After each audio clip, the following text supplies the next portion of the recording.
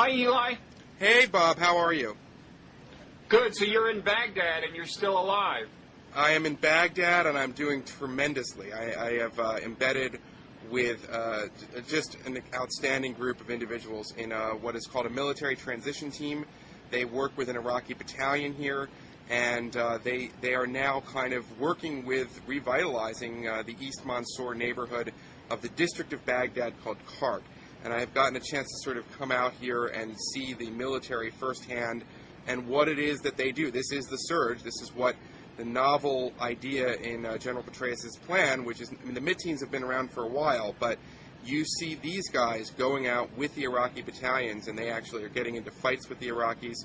They're, going out and sort of bucking them up when they're on traffic control checkpoints, ambush sites, forward operating bases for the Iraqi army. They're doing it all, and it's really, really impressive to see it in a lot of ways, though there are certainly also a lot of challenges. And I want to say, embedded with. Yeah, say it again. You've been embedded with a transition team, you're saying, that's part of the surge. And does that mean that they are transitioning toward fuller Iraqi participation in the effort? I mean, is that their particular task to facilitate the Iraqi army's kind of takeover of responsibilities, or am I wrong?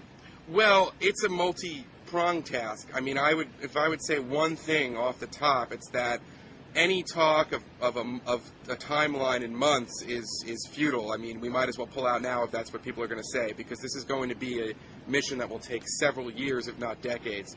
What they do on a daily basis is everything from moral encouragement to an army that undergoes extraordinary threats. And I was with one of the best battalions, I've been told. But, I mean, we've seen, non-commissioned officers have had, their families, briefly sort of, taken hostage. There have been efforts, there have been kidnappings. It's very hard to be an Iraqi military officer. So, number one, having Americans that are taking an abiding interest in their progress and what they're doing is a huge factor. That's one. Number two, the American presence here is making sure that the detainee practices, and I've sat in on them, are going to be professional and abide by certain standards of human rights. I'm not an international lawyer, so I couldn't tell you if this would meet the Geneva Code, but it seemed all right to me. I mean, it's Iraq. I just saw one today, actually. It was an extraordinary story. This guy turned out to be innocent. And I would say, for the liberal viewers, that one of the benefits of having American soldiers here is that innocent people are going to go free because there are Americans who are going to sort of be watching and encouraging. And they're now fingerprinting, they're taking photographs before and after. I saw, it's not pretty. They have, the detainees blindfolded. They're, in my case, they were sitting in a hallway with their hands behind their back. The questioning can get fairly rough insofar as, there's sort of, I think there's definitely threats. But at no point... So they let you sit in on I mean, what I was going to ask was, you mentioned our liberal viewers, and I would say some of our liberal viewers are probably wondering whether if they're going to do egregious things, they would do them in front of you or even do them in front of Americans. But you're telling me that you actually witnessed... I got a chance. I got to know this lieutenant colonel. His name is Lieutenant Colonel Rahim al-Bakri, and he's a fascinating individual. His father is the Sheikh of the al-Bakri tribe, and in that respect, it puts him in a unique position because he's a Shia, but he's one of that tribe was one of the few Shia tribes that at some point didn't sort of cut a deal of accommodation with Muqtada Sadr. And there are Sunnis in his tribe. And when he talks about Islam, it's very, he sort of talks about, I'm not Sunni, I'm not Shia, and he's really committed to a sort of, an Iraq that sort of transcends these ideas. But he, he calls terrorists and insurgents snacks. And I kept saying, when are you going to catch, I wanted to find out, what it was like, when they caught a terrorist. And he said that they had a tip to find this guy who was called a prince, and what in the street lingo, if you were an emir or a prince, it means that you've beheaded at least 10 people. So he was said to be a pretty bad guy. The Iraqi army went out and got him. They brought him back, and it became pretty clear to me that this person was not who, was, as advertised, as well as the intelligence officer. But he was not as advertised, or no, or he's not he wasn't a terror prince. I can tell you that. Terror prince. How could you tell for sure? Well, if he was a terror prince, he would have more than the equivalent of $3 on him. When he walks in, he was a fairly low-level clerk at the Treasury Ministry, and I think from what I've heard from other people who've talked about these interrogations, he quickly broke down and was just absolutely frightened because this is a country that has a history of Saddam Hussein. I mean, he thought he was going to go and go away for 15 years and God knows where. So, it was very emotional. I mean, I just... So what did happen? Well, what happened to the guy? There was some questioning. There was some conflicting evidence. There were two pieces of evidence. One of which was there was a tip from, as it turns out, and this is a huge problem right now that's facing all the Iraqi security forces, a politician in the parliament. If you can imagine, we talk about Alberto Gonzales and the attorney generals being fired. Imagine if Senator Biden or Senator Brownback, called General Odierno and told him, what sector to go into or something like that. It's incredible. But that's what's going on here right now. So you've got politicization on many different levels. But that, it was a personal priority for a member of parliament who I could not get the name of. So that's the first thing. And the second thing is that they do this test where they spray for the chemical residue of whether you've touched explosives. And that came out positive. But those tests are very unreliable, as the Iraqi intelligence officer said, as well as the American one. So there was a sense that, this was pretty flimsy evidence. They definitely were looking to get a confession. They at times said things like, you better confess to us now because you don't want to go, somewhere else where they won't treat you like a human being like we will. So they sort of used their promise of, good treatment, but knowing that there are places in Iraq, like probably the Interior Ministry, where you will probably be beaten, that was a sort of leverage. And this really, the guy broke down. Now, this is the good news story here, and I just want to stress this. The good news story is that it became clear that he was not who they thought he was. There was tremendous political pressure in this situation for Lieutenant Colonel Rahim to have made a sort of political patron happy, to have boosted his statistics, and to process this person where he would go to a larger sort of district detainee facility. And there are definitely local commanders here in the Baghdad surge on the Iraqi side who will do that, and there are probably local American commanders who will allow that to happen. But what he did instead was he had him in his office. He apologized to him, and it was something like an Iraqi Oprah moment, Bob, because, the guy, they were crying, they hugged, and he said, this is not Saddam. We are not going to be like Saddam, and he apologized. He gave him his personal cell phone number, and, in some ways, at the end of this, and I'm going to introduce you to this guy soon. He's a great American hero as far as I'm concerned, Major Christopher Norrie, but he turned to me after this and said, that's a big counterterrorism win for us. And that is an attitude of a lot of officers here, that if they can get innocent people who are not going to be put away, and they can get the Iraqi security services not to act in a corrupt manner, whether that's stealing, whether that's working with other ethnic militias, then this is really more important in the long run for stabilizing Baghdad than, catching bad guys. So, it's not a perfect story. There's a lot of red flags there, but I thought it was hopeful, at least how it ended up.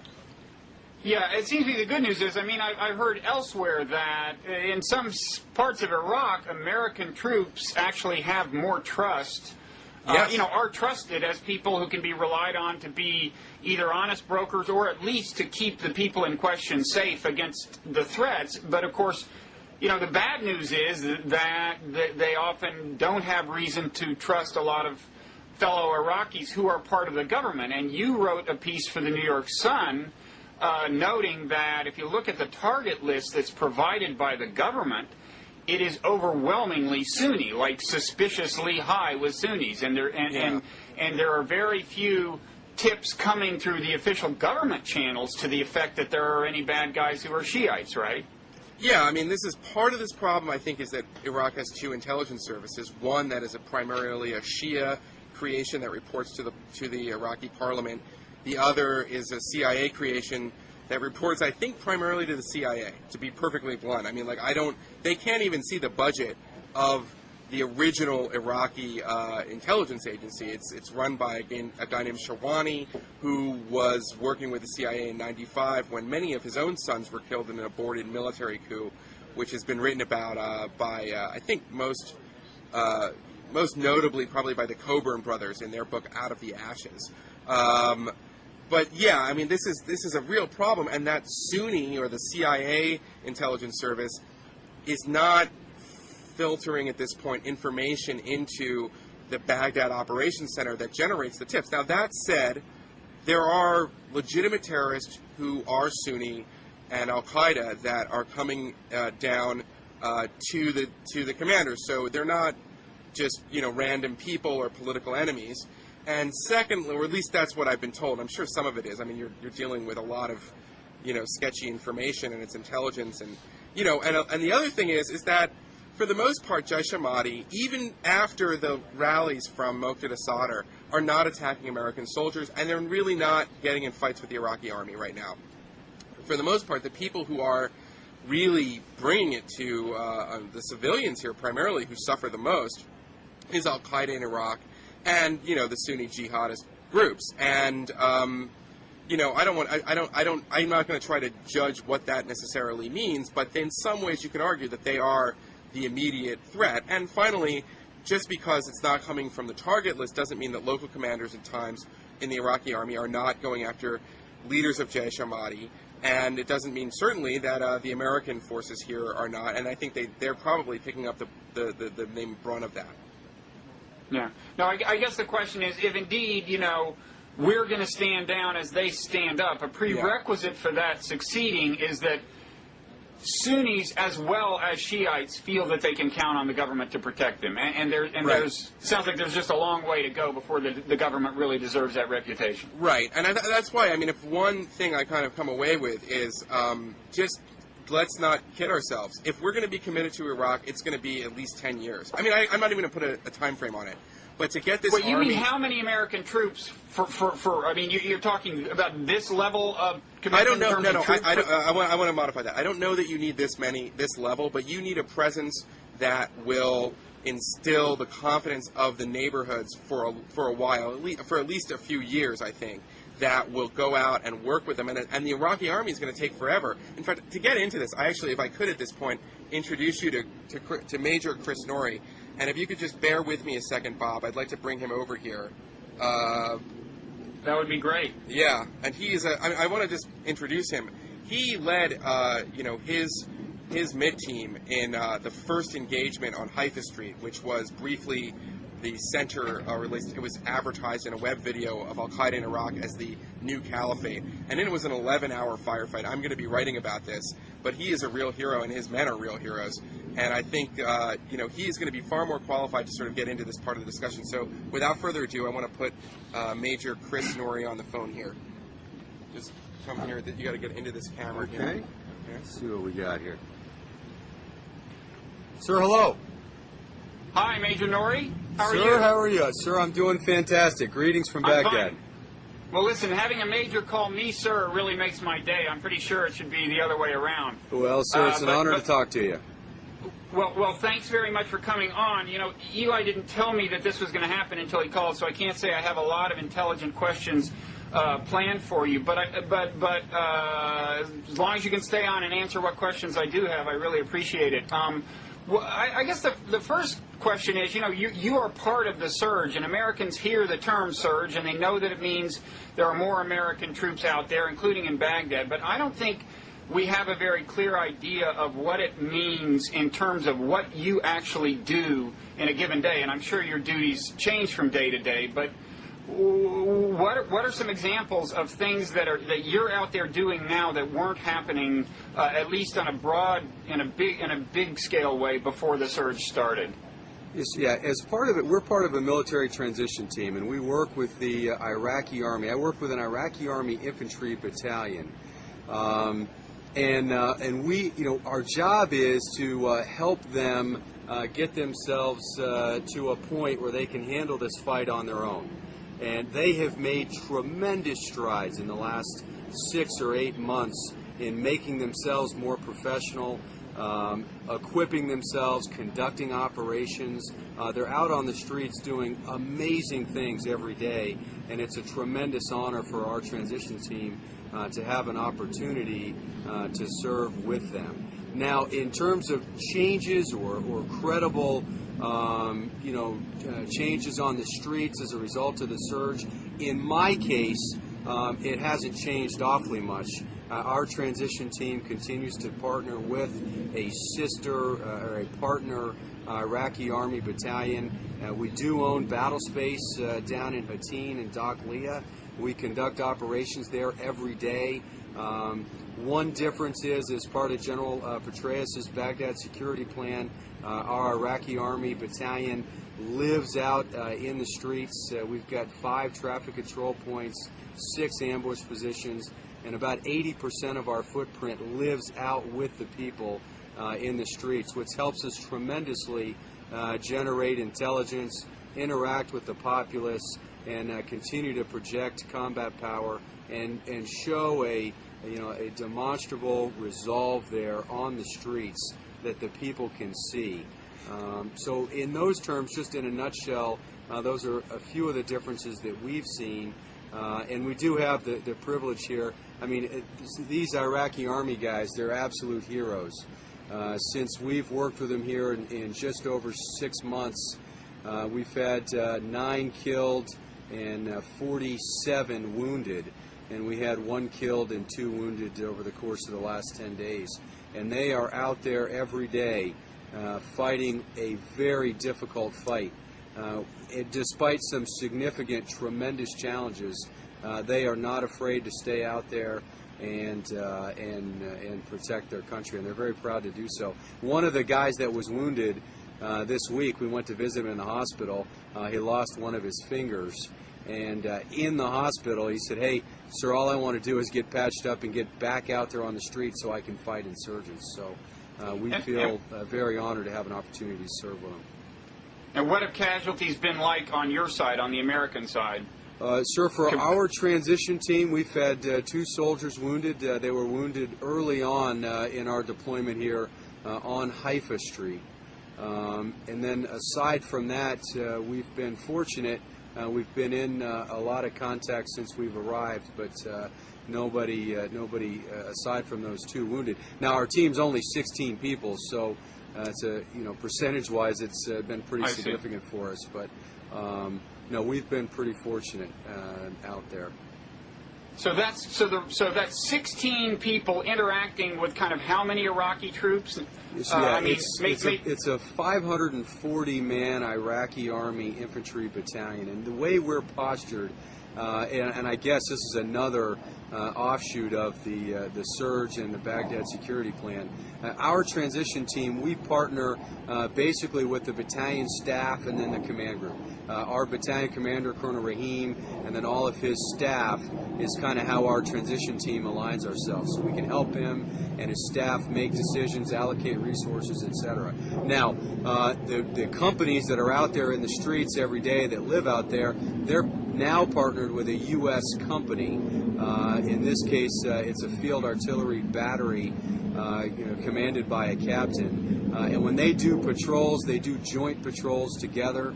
And that partnership, they fight together. The Iraqis value that partnership tremendously.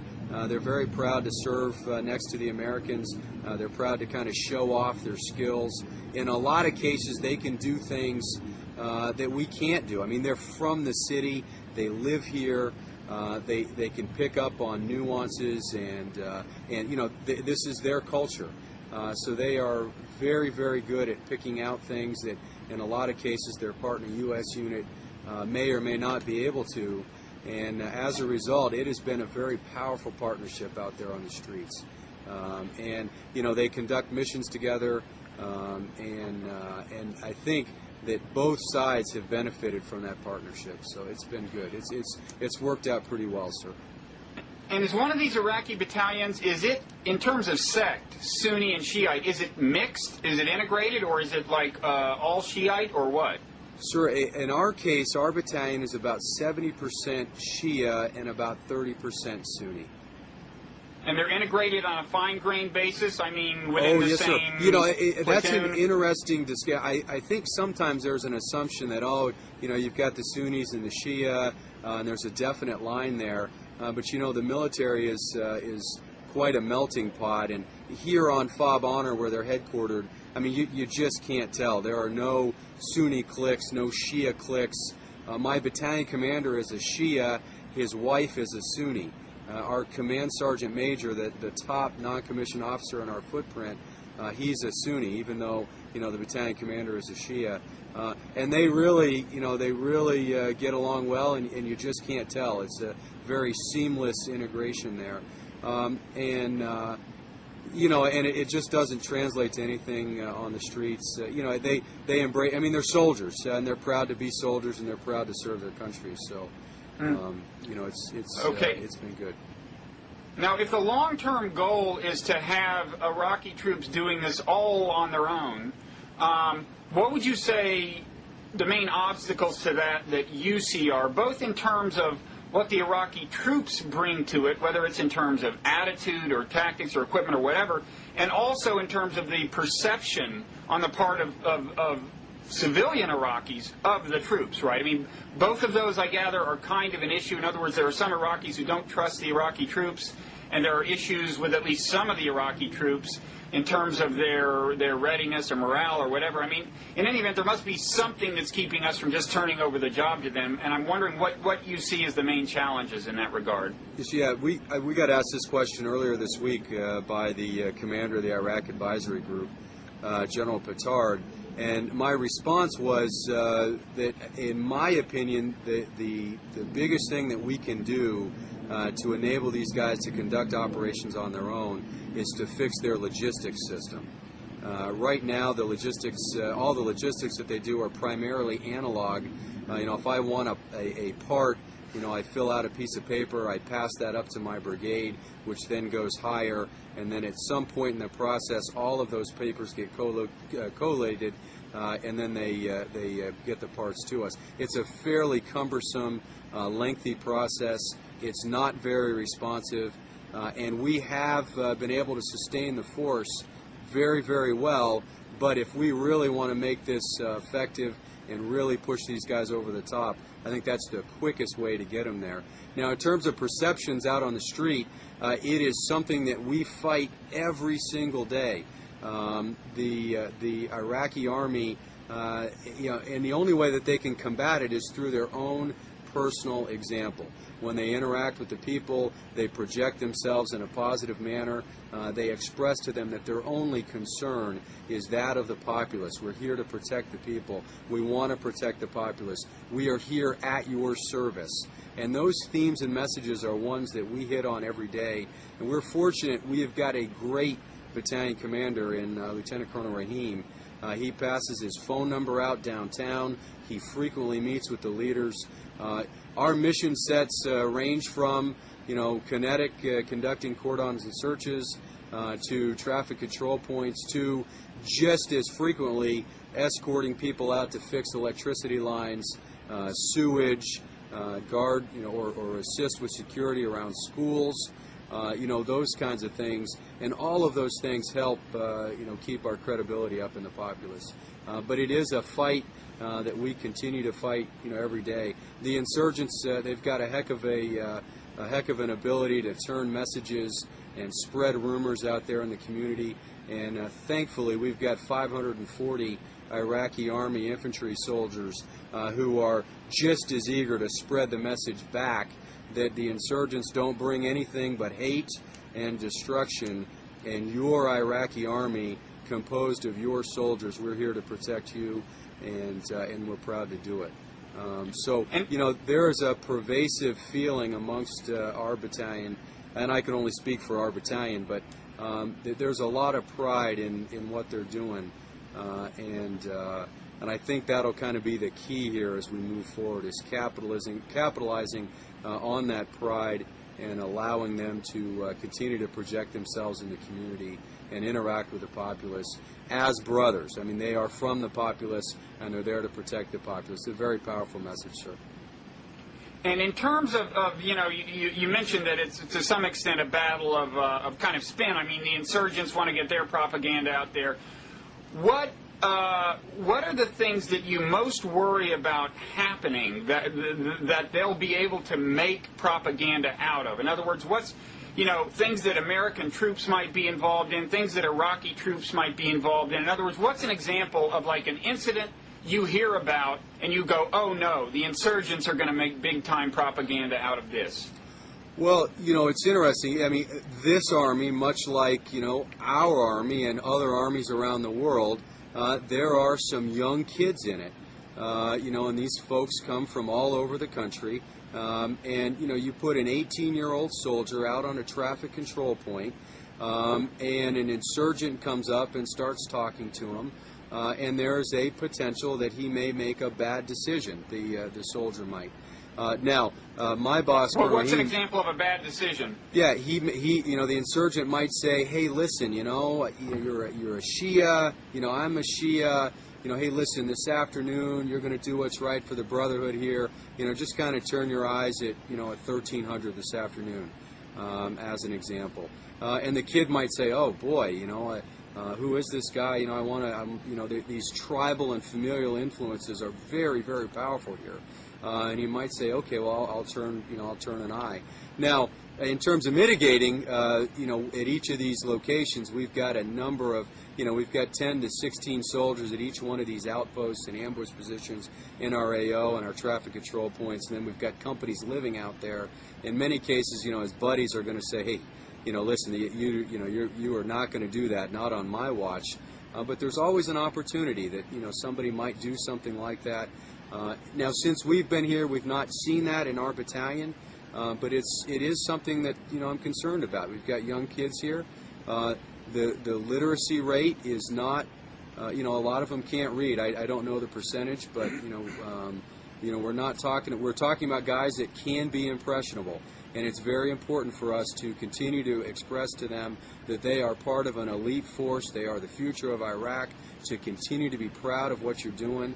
And so that they feel like they're associating themselves with a winning team, and they're not ever tempted to do anything, that wouldn't be in the best interest of the populace out there.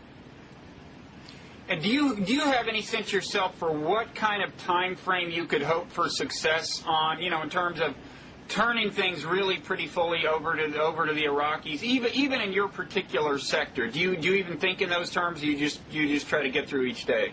Boy, sir, I certainly don't have a good feel for the length of time, but I do know that in 6.5 months we have made tremendous progress. There, part of that centers on we got a great battalion commander, and then a great battalion command sergeant major, and they're very professional, and sometimes, in terms of a tipping point, one or two individuals make a difference.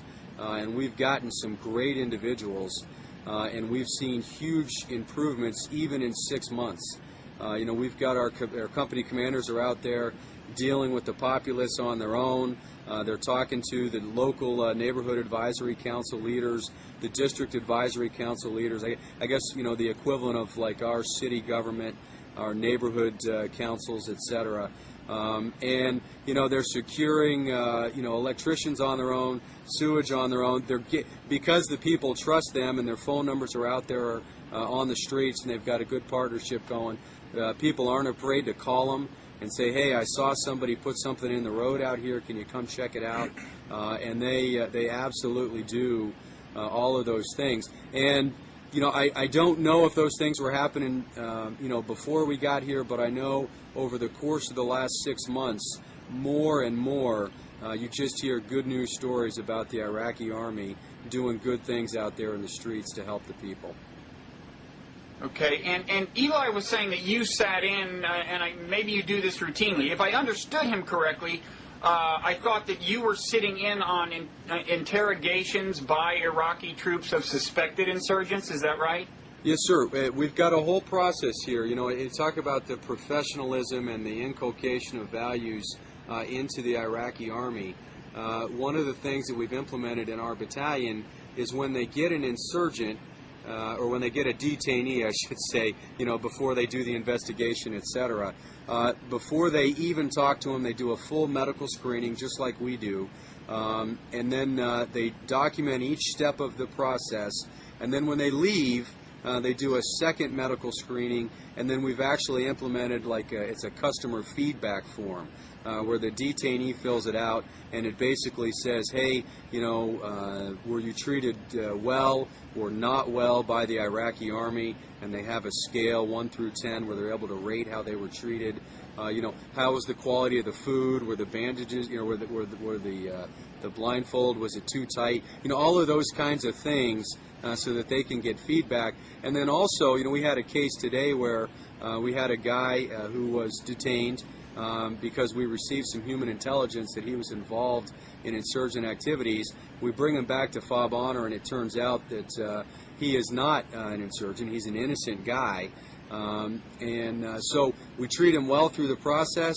We find out that he's innocent. He goes back out into the community, and the people understand that, hey, when these guys are getting detained or brought in, there is a process there that we can trust. A process where folks will get questioned. They will go see a judge. They will get a trial. If they're guilty, then they will move on. If they're not guilty, they'll be released. And that in itself is a tremendously powerful message out in the streets with the people. So, this guy today, he got treated well through the process. We documented every step. He's innocent. He gets released back out into the community, and the people out there, he's going to go tell the people, hey, the Iraqi Army, those are some pretty good guys. They treated me well. They were extremely fair. As soon as they discovered I was innocent, then I was released, back out. And they took him back out tonight. And that is a huge win for us. And it's a huge win for the Iraqi Army. And it goes back to that earlier question, how do we establish credibility? How do we get the people to trust what we're doing? Those micro actions that occur every day, every time that we escort a truck out into the sector, every time a power line gets repaired, every time a guy gets detained and then he gets returned back to his family. And our battalion commander apologized to the guy, and then he had his soldiers, when they took him back out to sector, apologize to the family that he had been detained. And so, those kinds of things every day, step by step, are kind of allowing us to build some momentum and are helping us out there in sector, sir. Okay. You mentioned the casualties taken by the Iraqi troops you're associated with. How is it that they die? Were these suicide bombs or what? See, sir, we've lost 2 to vehicle-borne IEDs in one incident, and then the remainder have been a combination of small arms fire and roadside IEDs. Okay, predominantly. And was it? Do you know even? Was it Sunnis or in all cases, or Sunni insurgents? Yeah, sir, I just don't know. Some of those were on Haifa Street, and we were fighting, really both sides there, Shia and Sunni. It's kind of a natural fault line that runs down Haifa Street. And then in Adel, the populace was primarily Sunni, and then where we're at now, it's kind of a mixer. About 40% of our populace is Sunni. So it's hard to tell. I don't know the exact composition, or it'd be hard to guess on, exactly kind of how that broke down. And in terms of your own troops,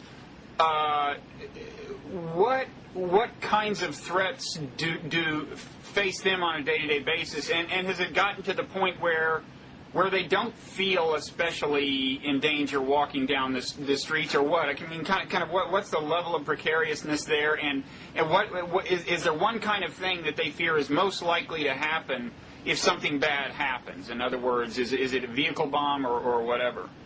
Yeah, well, anytime we go out, there's a lot of risk there. And one of the things that is good for us, back to working with the Iraqi Army, is when you're out with them, they're able to pick out things that, may not be obvious to us. I can't tell you the number of times I've been out with an Iraqi Army soldier or my battalion commander, and he said, you know what, that's a bad area there, or we're going to stay away from that car, or let's go ahead and cordon off the area. We're going to call in EOD to clear, an area that I may not have spotted before. So we feel very confident when we're able to go out on the streets with the Iraqi Army, partially because we have a good Iraqi Army battalion, and I can't speak for the others, but I know we do. And we're out on the streets, we feel very safe, conducting operations with them. If I was going to, if I was going to break it down, the vehicle-borne IEDs are a big concern. Snipers are another concern. The roadside IEDs, and then just those kind of random small arms fire and RPGs. Those probably compose the bulk of the threats that we'll see out there on a daily basis, sir. Okay. Now, is this your first tour in Iraq, or how much time total have you spent in Iraq? Sir, this is my first tour. I was at the National Training Center at Fort Irwin, California, from 2001 to 2004, and then at Fort Leavenworth, and then I came to the 1st Cavalry Division when they had just returned from their deployment. So this is my first trip here. We're moving into our 7th month now. Now, is Officer Candidate School at Leavenworth, or? Oh, I'm sorry, sir. Yeah, at Leavenworth is the Command and General Staff College, and it's where senior captains and newly promoted majors go to school to learn about staff processes and those higher functions that will be required to kind of think through here as we start to work as majors and lieutenant colonels back out in the field. So it was a year at Leavenworth, and then to 1st Cav, and then here, sir. And I imagine the curriculum there, the things they study, have changed just in these 4 years, right? Have adapted to the challenges that you're facing in Iraq, presumably. I think so. In the year that we were there, I was deeply impressed with how responsive the staff was and the curriculum was. A number of discussions about counterinsurgency, how do we deal with counterinsurgency, what's the nature of the conflict that we're in, some very frank discussions about ways ahead and strategies, how do we employ battalions, what are the best ways to work with the Iraqi Army and with other armies. And for me, that year was as valuable and as rewarding as any year that I've had in the Army to date. And I cherished every minute that we had there. And I think that Leavenworth did a very good job, the Command and General Staff College, of preparing us for the challenges that we faced. Now, General Petraeus was there after I had graduated, and I've heard that the curriculum has evolved even more, and that they're even more responsive than they were, and they were very responsive when I was there. So I can only imagine that that's a pretty dynamic environment now, sir. Yeah, in fact, wasn't he involved in overhauling some sort of basic strategic kind of manual or textbook while he was... yes, sir. The COIN manual was completed and published while he was there, and then I know he did some overhauling of the curriculum, I think intended to make sure that those discussions aimed at remaining current and thoughtful about how we're proceeding here were a prominent part of the curriculum. But that was after I had left, and it was pretty responsive and pretty extensive when I was there, and I've heard it's just gotten better and better. And where are you from originally? Sir, I was born in Fort Dix, New Jersey. I spent bulk of my life growing up on a small farm in Barton, Vermont, and then my family has moved, Indiana, Pennsylvania, New Jersey. But when asked where I'm from, I say that I'm from Vermont. So you were born on an Army base, but you were not an Army brat, ultimately? Yes, sir. My father, he got out of the Army after Vietnam, and then they moved back to his hometown in Vermont, sir. But yeah, I was born at Fort Dix, New Jersey. A wonderful place that I've revisited on one occasion. Okay. Well, I'm sure you say hello to any viewers we have in Georgia, as well as any in Vermont. Yes, sir. Absolutely. Well, listen, I really appreciate your taking the time to talk. Eli is probably over there cooling his heels, I guess, and waiting to get back on. Yes, sir. It is a tremendous honor to have an opportunity to speak with you, and sincerely appreciate everything you're doing, sir. Thank you. Well, the honor is mine. I'm sure a lot of our viewers, like me, are just extremely impressed by your courage and the sacrifice you're making. And thanks a lot. Well, God bless you, sir, and thanks for everything. Okay, stay safe. And, sir, here's Eli.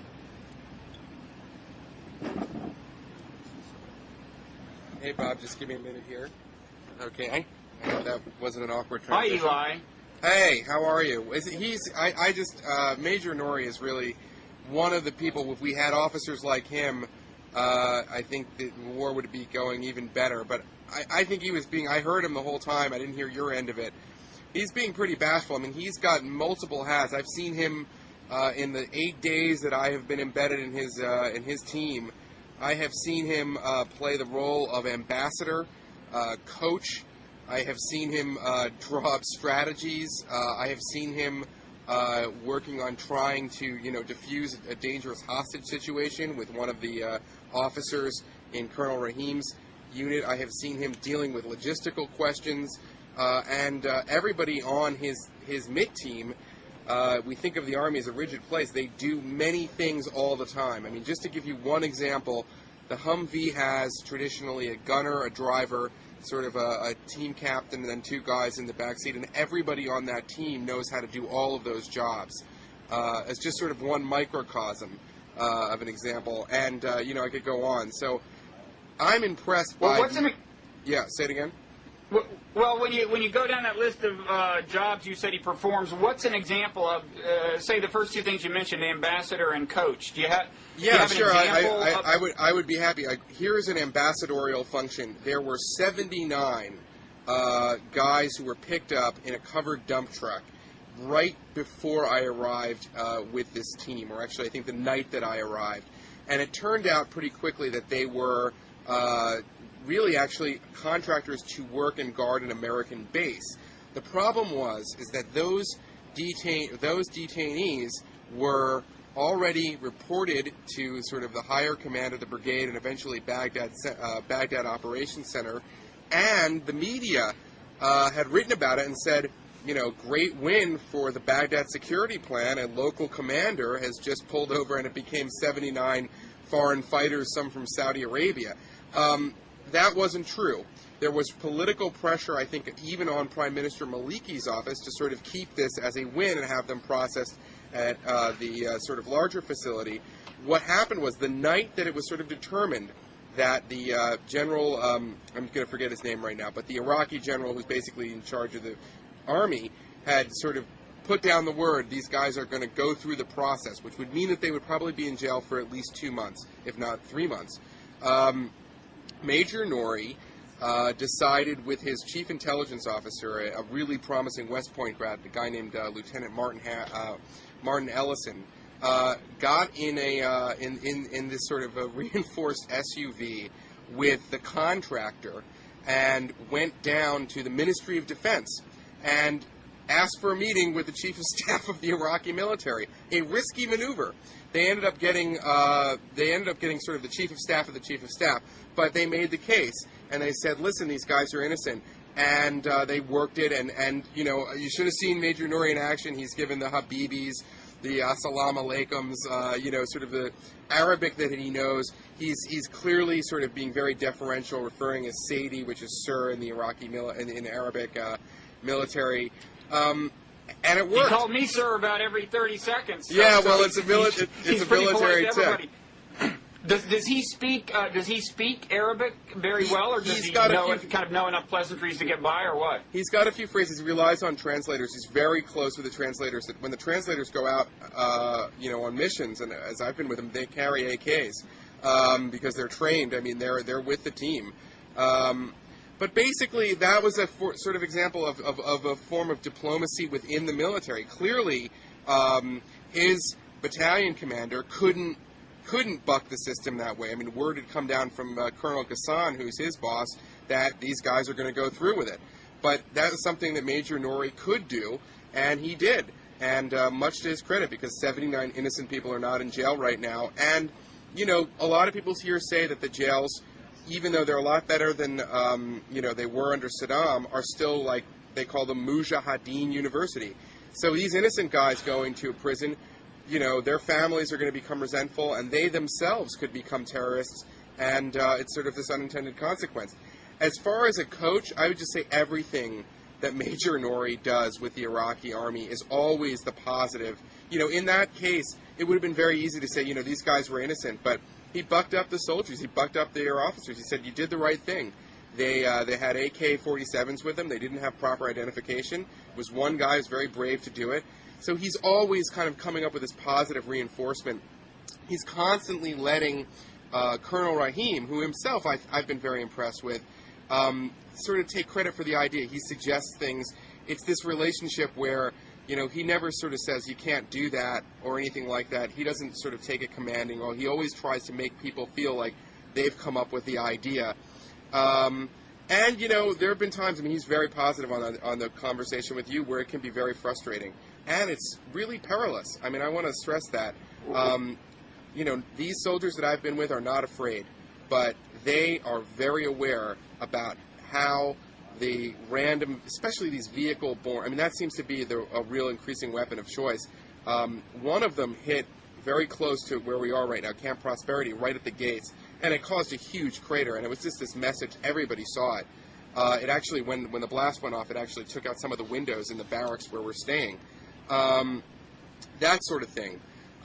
You know, and you sort of see that and you say, well, could have been me, and it's pretty random, and it's not like a firefight. And that's been on the minds of a lot of soldiers, I've noticed. So he bucks them up there, too. And when you said he finds it frustrating sometimes, what's an example of frustration? I think one area of frustration has really been the logistics.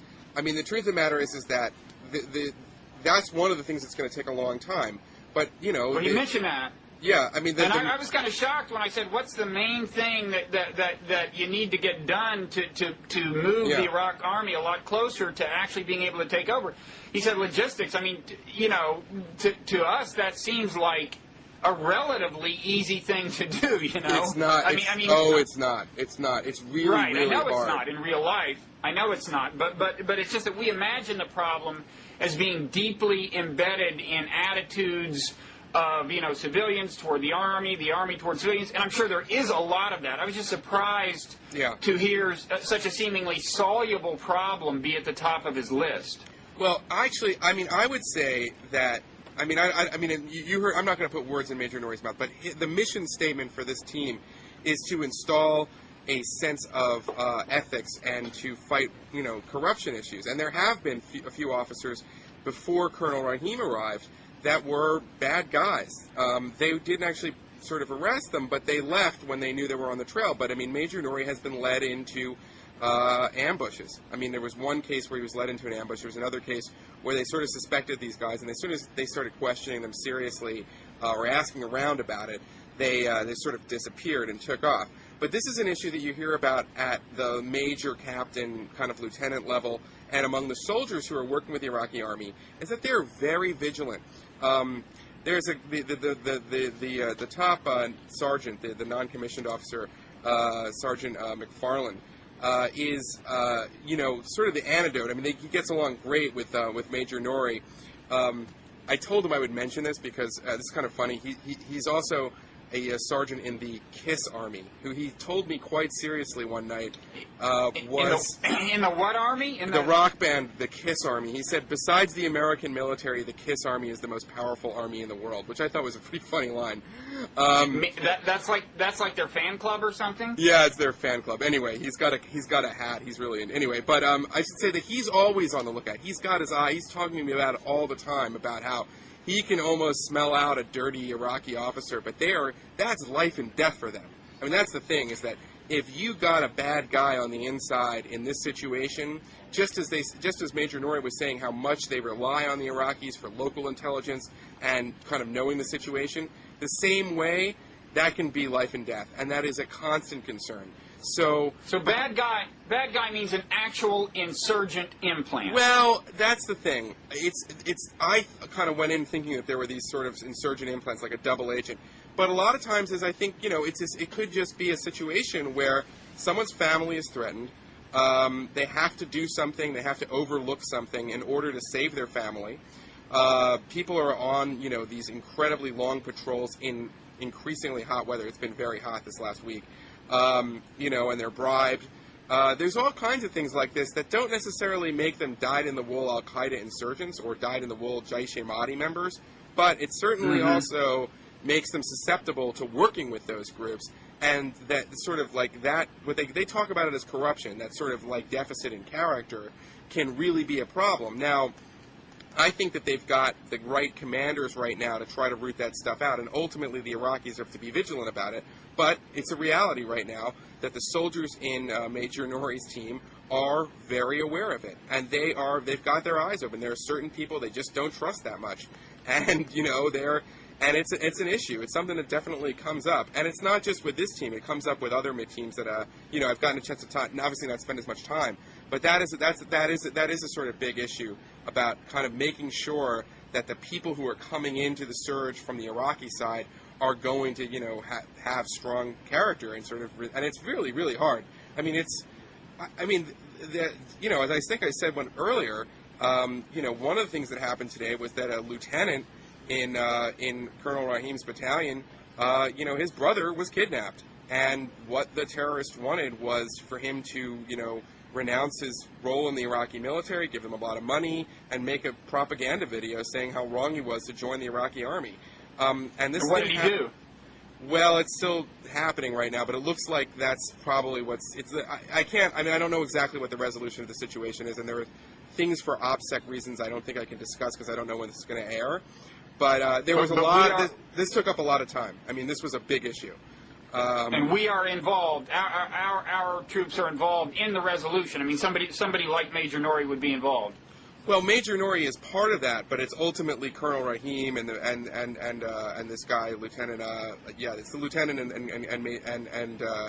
and Colonel Rahim's decision as to sort of what to do. But yes, there will be American forces if called upon to help out in the situation if need be. I mean, it is that that's what standing up the Iraqi army kind of means. It means that we're there as backup in a lot of cases. I mean, there's going to be fights in neighboring neighborhoods to where this team is operating right now, predicted in the coming days probably, because they've gotten really bad, and these soldiers are going to be there to fight. You mean the neighborhoods have gotten worse and worse, more insurgent? Well, no. I want everything that Major Norrie was saying is true. I was with him on Haifa Street, and I could not believe my eyes. His soldiers were treated like the Beatles by 40 screaming kids. I mean, it's true, and I mean it's tangible eye opener. Anybody who says the insurgents are fighting for a nationalist cause should go to Haifa Street right now, because the residents there want Americans not to leave at all, and I've seen it over and over again. When we go out in the sector. Now, maybe it's because I'm with you could argue maybe it's because I'm with the American military, but I got a sense that it was hell before the surge started for the residents of Haifa Street. I mean, there were competitions between, you could say they were working for Al-Qaeda and Jaish-e-Mahdi, but they were really just local sadists who would see how many people they could murder on each side of Haifa Street every day. And they talked about it as a competition of murders. They'd stack these bodies up, the expression like bales of hay, according to soldiers who sort of encountered this stuff on January 6th.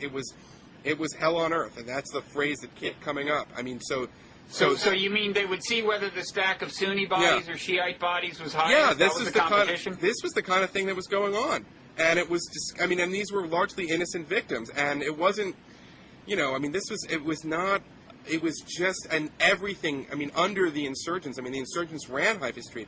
There are two large towers in the Haifa Street, and everything, all social services had gone, all the schools had gone down. There was nothing going on except for this stuff. It was a ghost town, is the way people were describing it. I've seen pictures of it, and now it's beginning to come back.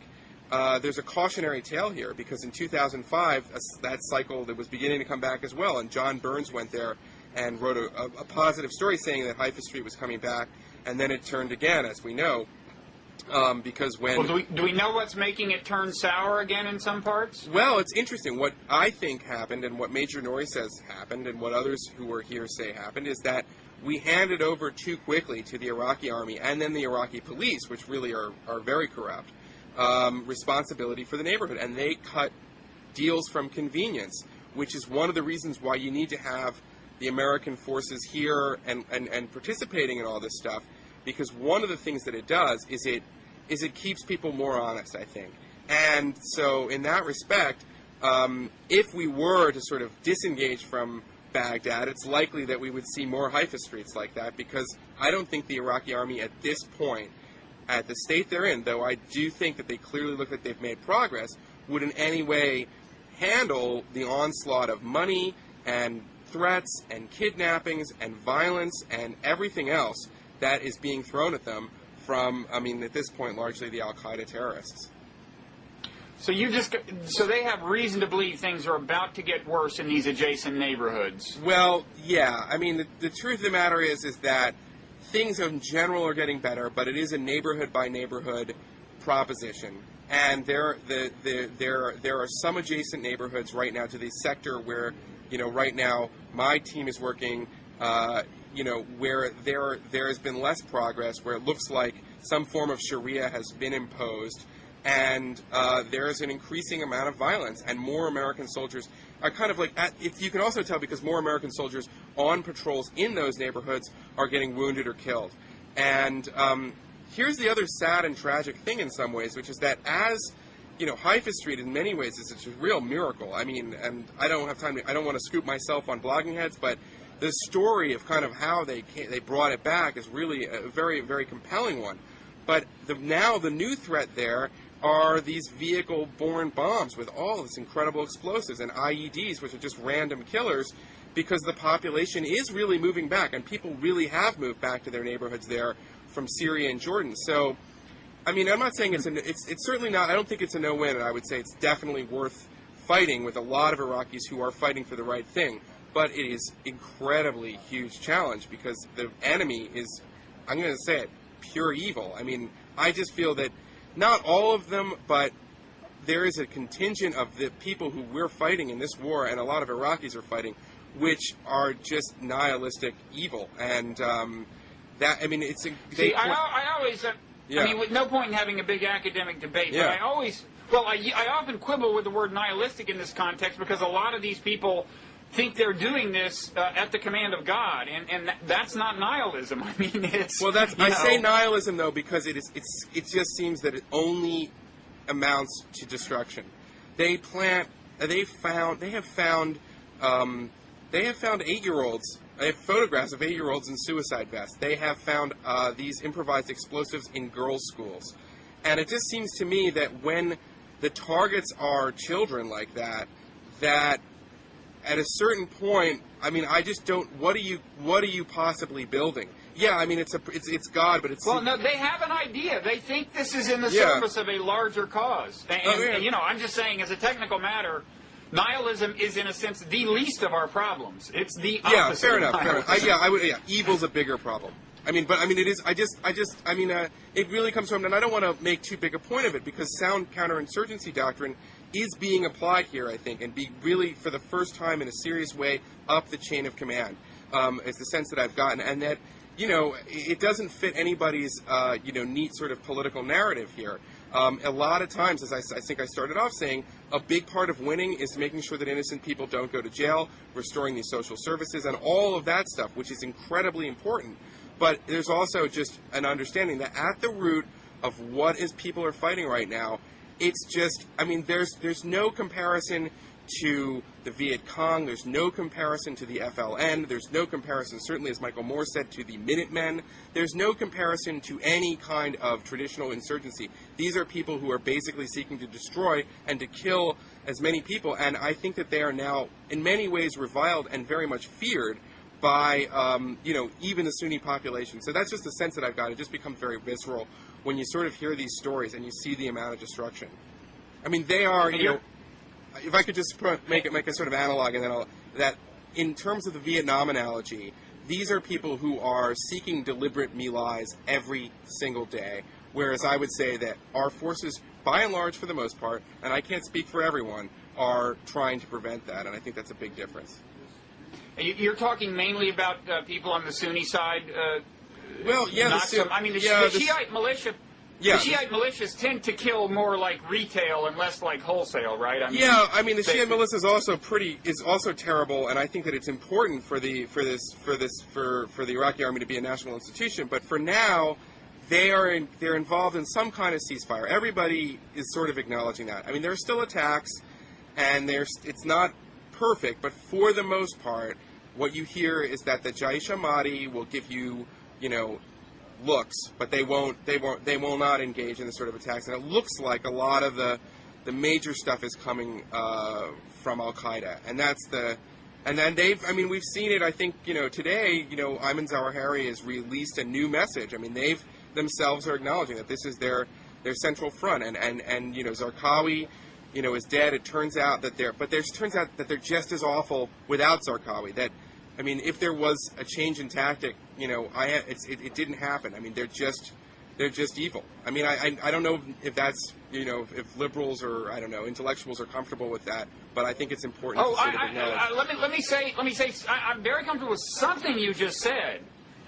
That when Zarqawi died, it didn't much matter, because my emphasis has always been that, as long as there is the motivation to do this terrorism, as long as there are enough people who hate us out there, picking off individual leaders won't do the job, because competent people will fill their shoes. So, I'm not saying you shouldn't have done it. We should have killed Zarqawi. I mean, given the situation we were in. I'm not saying that. But my point has been, from the beginning, I mean, I started writing this right after 9/11. Don't think of this as just going out and killing all the terrorists, because how you go about killing them will determine whether it's self-defeating. I know you were asking about the word evil, and we could have that discussion too, but maybe another time. Right, but I can't see how this is. I mean, they're not just striking at military targets. They're striking. I mean, that's the thing that really, and it's meant to cause as much destruction as possible, and it's holding populations hostage, which is why I don't trust any of those polls that say the Iraqis want us to leave, because I think most of those are coming from areas where, you've got populations under hostage, and, our mistake for letting them, take these populations hostage. But I can't imagine that you could, in any meaningful sense, consider that people would freely choose Al Qaeda. Not because it's a fail. I mean, I can imagine lots of people being a fundamentalist. I talked to plenty Muslim Brotherhood people in Egypt, but rather that the way in which their allegiance is compelled is so brutal, so awful, that I can't consider that a free choice. By the way, do you consider the Muslim Brotherhood a terrorist organization? No, I do not, and in that respect, I haven't lived in Egypt and interviewed them. I do not consider them a terrorist organization. You can put that on the record. I'm a neoconservative who does not think that. It's maybe for another time, but I think that those who say that they are miss a lot of the important history there with them. And also, this just... Yeah, say it again? This just came up in the presidential debate, I've been in Iraq. Mitt Romney.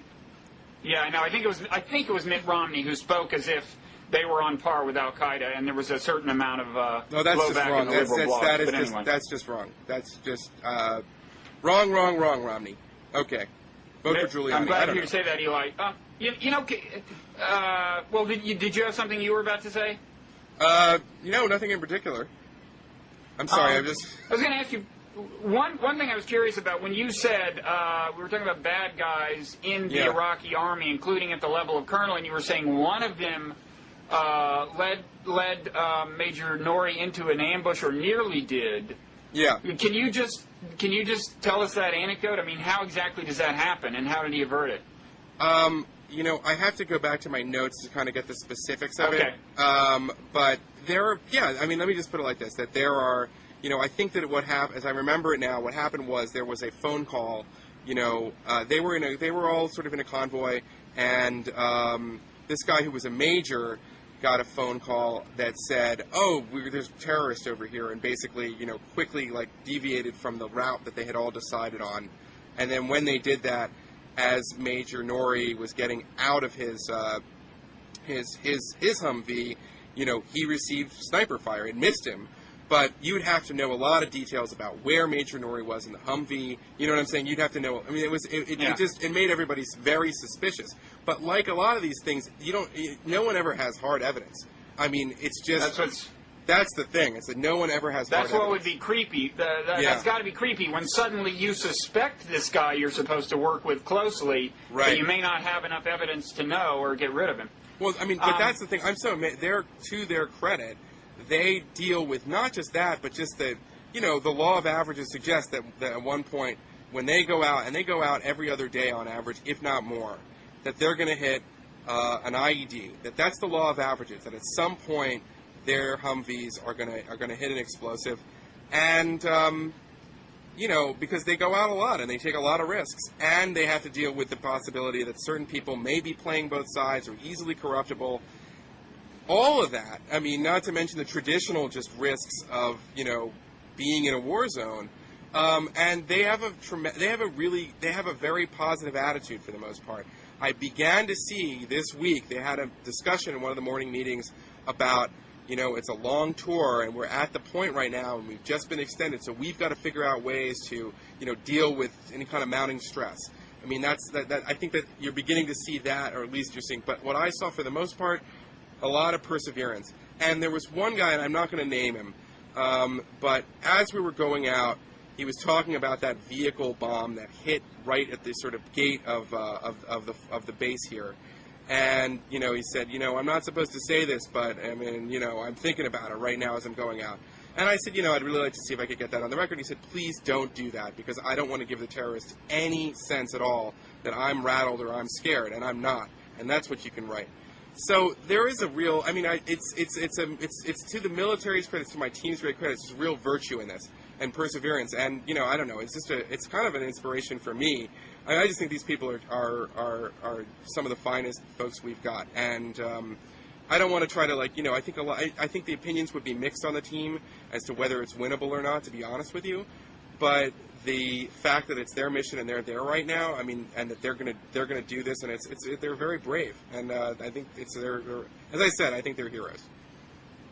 Okay. Does that sound too hokey, Bob? I'm sorry. What's that? Is that too hokey?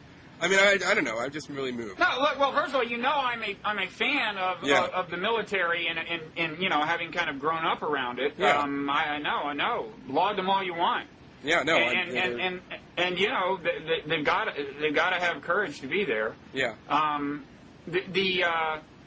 Let me ask you, just in closing, just one quick political question. I don't even know if you have time to keep track of the local politics, but yeah. There have been these stories about the government seeming to be on shakier and shakier ground. I mean, first there was a withdrawal of all Sadr's ministers from the cabinet, and now this Sunni coalition or Sunni party was making noises about withdrawing its support, although it sounded like that might just be a bargaining tactic. Are there recent? Are you up on this situation? Yeah, I have followed it, and I can give you kind of a ground level truth on this because I can't give you the best political analysis because I haven't been near the parliament and in touch with politicians in the last week or so. But one, there's a lot of resentment among the Iraqi military and even the U.S. military that the parliament will be taking off for 2 months this summer while they're out risking their lives trying to secure the city. You hear that a lot. So, and they really are like, what is the forcing agent? How do we get these politicians to sign that oil law and to get on with the political agreement? We really want that because they know that that's going to cut down a lot of the violence. Now, I would tell you that I think that it's the wrong forcing agent to say that we're going to threaten to withdraw, which is the New Republic editorial this week, if you saw that. It's very interesting because it says maybe it was a good thing that the president and the Congress disagreed because now you've got the specter of withdrawal without actually, doing something that drastic, which might not be a good idea. I don't know if, though, that's going to work because I think it will drive the largely ethnic coalitions and ethnic parties into the hands of their external sponsors, which I am convinced do not have an interest in a succeeding Iraq at all. And that, I think, the solution eventually, if I could kind of venture off, thinking about it and talking to people here over a longer period of time, is to have direct elections and to focus, as they're doing now, on the local elections. And I dare say, I'm not quite there yet, But I almost would say, and Spencer and I have talked about this, Spencer Ackerman, that it might have been a mistake to have the elections when we did, the way we did. I mean, I've always sort of held out the elections as an accomplishment of the war, and it was very inspiring to see everybody vote against the wishes of Al-Qaeda, and it might have been a good PR hit. But the result is that, you have an unaccountable government for the most part, and worse than not having an accountable government to a lot of their constituency, especially here, they are, interested in pursuing something, it's obvious. I mean, they're not pursuing, or they may not end up pursuing a national agenda. And that really, the nation is going to rely instead on building institutions like the Army and these other sorts of things. So that's kind of where I'm at on that. A lot to chew on, I guess. Okay. Well, listen, Eli, I really appreciate your taking the time, and also you're surprising me with the mystery guest, Major Norrie. I think he's great, and I'm really glad. And thank you for letting him on. I mean, I think I would love for more Americans to hear his perspective. But I think he's tell him again. I said thank you because I really appreciate that. Now you're going to be in Iraq how much longer? For at least another for 2 weeks. Oh no, actually, 10 days. 10 days from now.